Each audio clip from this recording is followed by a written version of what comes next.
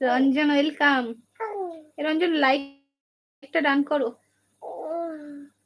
রঞ্জন ভাই লাইকটা ডান করো।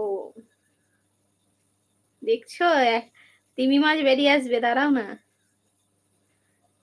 তারপর বলো কি করছো, কেমন আছো?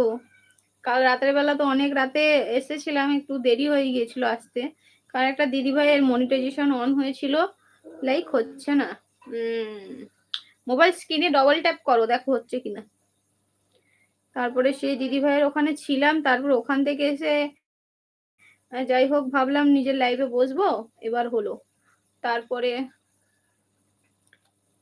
আর বসা হলো না, কল চলে এসেছিল, কলে কথা বলতে বলতে 10:30টার পরে এসেছিলাম। মাছগুলো কেমন লাগছে? মাছগুলো খুব ছোট ছোট এনেছিলাম, কত বড় হয়ে গিয়েছে।